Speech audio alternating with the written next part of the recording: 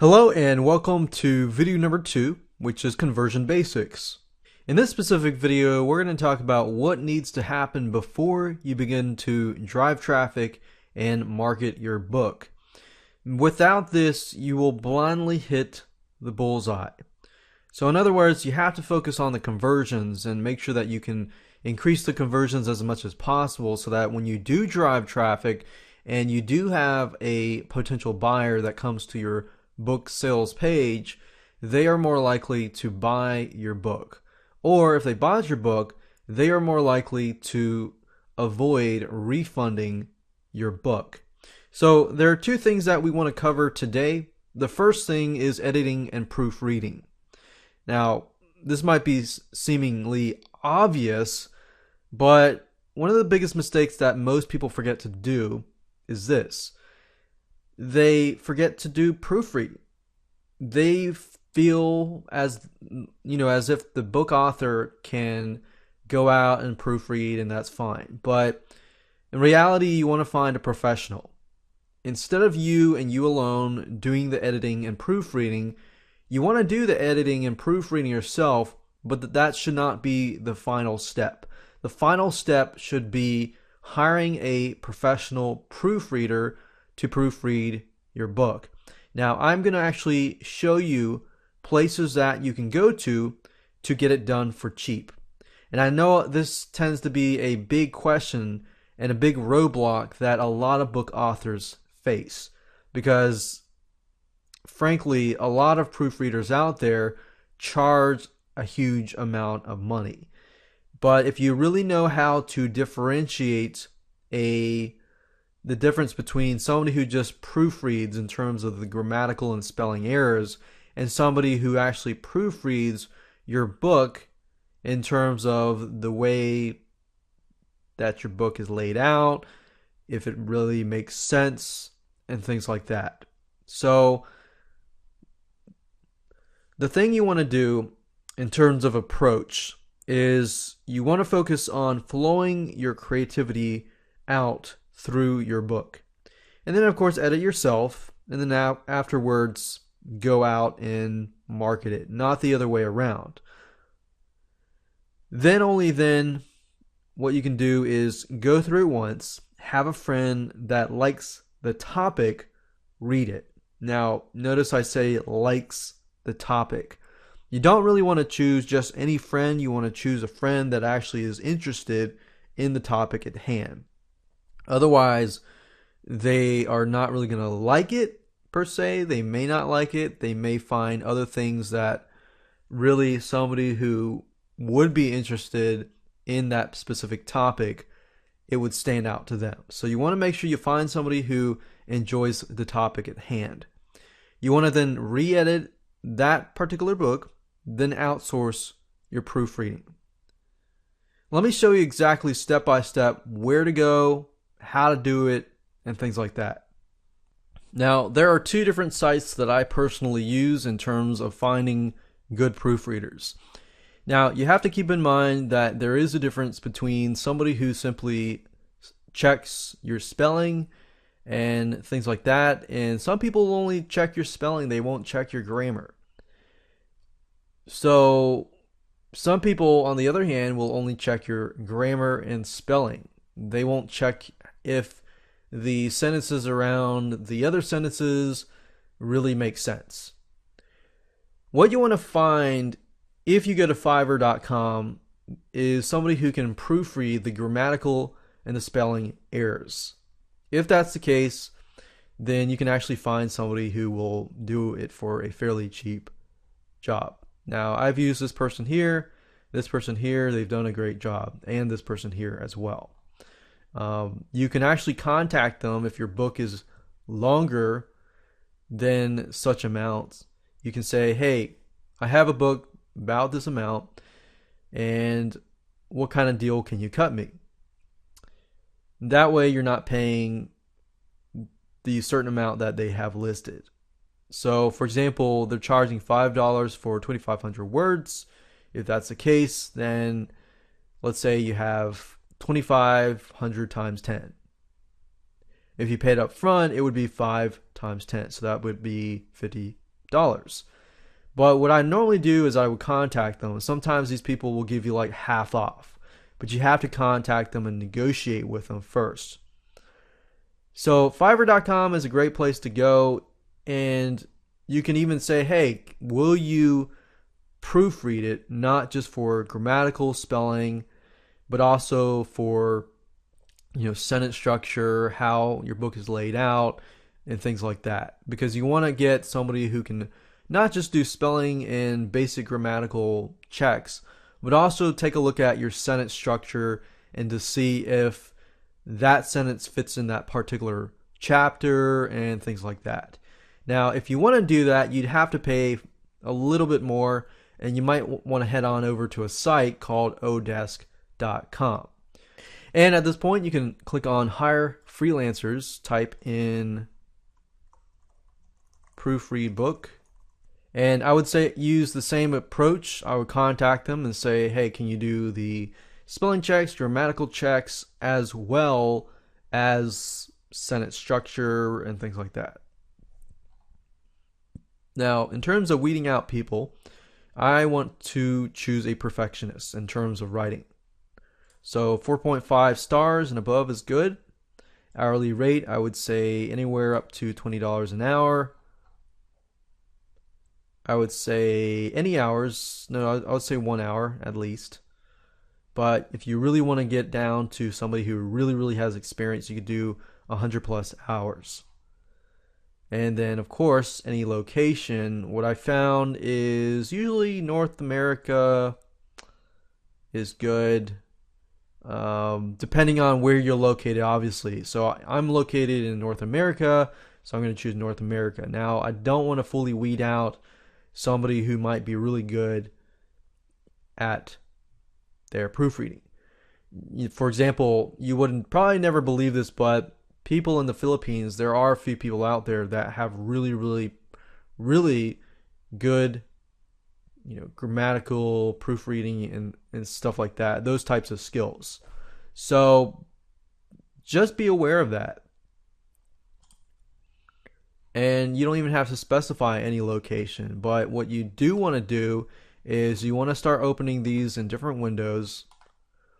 And a proofreader is normally a type of person who is a perfectionist, is very detail oriented. So you want to kind of look for somebody like that who is very concerned about their work. So we can take a look at their work history, what kind of work they have done, their tests that have taken. And for example, English spelling test, we want somebody who has a higher percentile score, maybe 80% and above.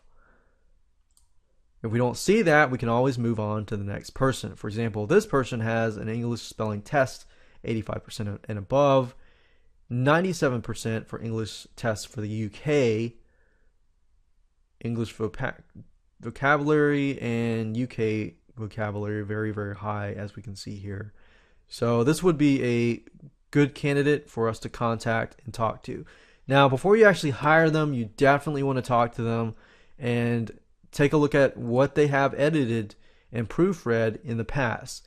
Get an idea of what they have done and see if it's something that is similar to yours. If you can find somebody who has done something similar, possibly to your book or a similar area related to your book, that's a plus, because then you don't have to find somebody who doesn't have experience in that area. So you found somebody who has experience, you don't really have to retrain them. They have the experience, they can go out, do it. You don't have to waste your time and things like that. So 4 things to look for. I don't even read this stuff. I just skip over it. Number 1, work history and feedback. Have they done what you need to be done? Number 2, take a look at the test taken. Number 3, if they do have a portfolio, take a look at that. You need to have an account to view their portfolio. And of course, number 4, contact them and then talk to them and get an idea of if they can really do what you're looking for. And that's it. Now let's talk about book conversions. Once you have in hand a book that has been proofread and finalized and it's ready to go, there's one thing that you still want to look at, which is the book cover. In order to get your book to convert fairly well, you need to have, the book, some sort of summary, but most importantly, the book cover. Because people, unfortunately, do judge a book by its cover. And your book cover is the first thing people will see. So you want to make sure that you choose your images and your book designer and creator wisely. Because when somebody looks at that book image, it has to appeal to them. It has to appeal to that particular audience. And at the same time, it has to be congruent with what your story or what your book is all about. And when I mean congruent, when somebody looks at your book cover, they are going to have some sort of assumption. And that assumption, when they buy the book, they expect to have that book fulfill their answers, answer their questions, solve their problems, and this and that. So if it's a fiction book, obviously it's not nonfiction. If it's fiction, it's meant to entertain. If it's nonfiction, it's most likely meant to solve a problem. But what I mean by that is you want to make sure that your book is aligned with the book content itself. And because you want to avoid refunds, if your book cover is about a picture, let's say, of a dog, maybe a golden retriever puppy being trained, and your book is really about something else like dog training, not necessarily puppy training, and specifically a golden retriever puppy training, and it's not specified on the front cover of the book itself, you may get some refunds. Because the expectation is that somebody is looking for a golden retriever puppy training book, but instead they got something slightly different. So they will be upset and most likely refund the book. So that's why book conversions are so important. Now, unless you can really create a stunning cover yourself, it's better off to get a professional to handle it for you. Let me explain and show you exactly where to find a book designer that can do a very good job for you. Okay, now there are two different ways that you can do this. Number one, you can outsource this to a graphic book designer. And that's what I highly recommend that you do. Simply because the design that you're going to get back is going to be very customized to your liking. And there's some stuff that book designers can do that we as non-graphic designers just cannot do. So it's just better to get somebody who knows what they're doing and really enjoys what they're doing versus you trying to do it yourself. Now, there are template systems out there where you can get pre-made book templates, or you can even use a book templating system, which I'll show you as well. So I want to provide you with two different routes that you can take, but I'd highly recommend that you take the first one. So there is a particular site that I use called odesk.com. Odesk.com is really, really awesome. You're able to find freelancers, which are basically people who will be doing work for you. In this case, what we want to do is we want to type in book graphic design or book covers and this and that. So we could say book cover graphic design. Click on search. And this is the type of criteria that I use. I want anybody with 4.0 stars and above. Now, to be strict, if I can't find anybody, I'll move it up to 4.5 stars and above. So I'm going to choose that. Hourly rate, I found that anybody with above $5 at least. I don't want anybody below that, just from experience. But you can try variation that you want. So we're going to say $5 to $20 per hour. And you can do two different types of projects. You can do fixed term projects and you can also do hourly projects. But this is just a way to weed out people who may not have as much feedback. We're going to just say 1 hour. In terms of hours billed, that means that they have had projects in the past. You can also do 100 hours plus hours. That means people who have been on Odesk for a long, long time. Location, you can pick any location that you want. In this case, we're going to leave it as it is. Now that I'm done with that, what I'll normally do is this. I will normally begin to open these up in new windows. Now, you can't really see that right now because I have my browser in such a way, but you can set it up, and we're going to open these tabs up. And my goal here is simply to open all these tabs up so that I can get a better bird's eye view of the types of people that I'm dealing with. So you can see overview here to get an idea of what they can do, but I don't really look at that. I look at the feedback and the work history, because that really tells you what they have done and if they have experience in certain areas like CreateSpace cover designs. If you want to do Amazon CreateSpace, this person has previous experience, which means you don't have to retrain them or ask them to do it and learn it from scratch. So find somebody that can already do it. That would be great. Now, in order to see their portfolio, you have to have an account. I would advise you, if you don't have an account, go ahead and create an account.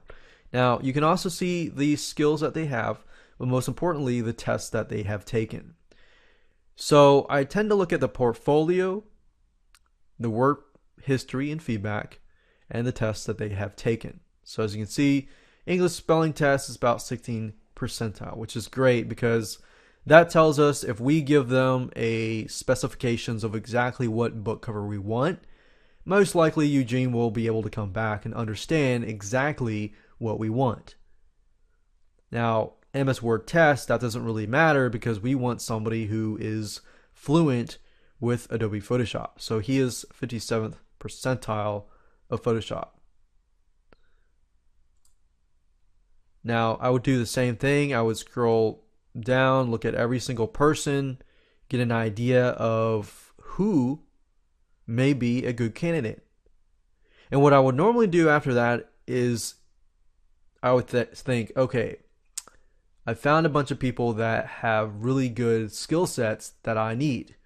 Now what you want to do is simply post a job and then invite them to the job. Now you can't actually contact them until you invite them to your job to apply to your job. So you have to have a job position open in order to contact them. When you contact them, you'll invite them to your project, and then they, of course, can contact you, talk to you, and so forth. But that's just the way that I use in order to find a good graphic designer in terms of books. Is number one, make sure that they have experience, and number two, make sure that they have good feedback and work history, and number three, take a look at their tests and skill sets, and number four, take a look at their portfolio to see whether their style of design is what you want, because not all the graphic designers out there will have the same style. Everybody has a different style, so you got to keep that in mind. There's a site called getabookcover.com which will allow you to purchase affordable pre-made book covers. And as you can see, we clicked on the thriller category for this specific site, and you can see a lot of pre-made book covers that you can just simply buy and then customize them and get somebody else to customize it for you at Fiverr.com if you want to do so. Another site is called damonza.com, damonza.com, and at this point you can find somebody who will actually do the ebook cover for you, so it's not really you do it yourself.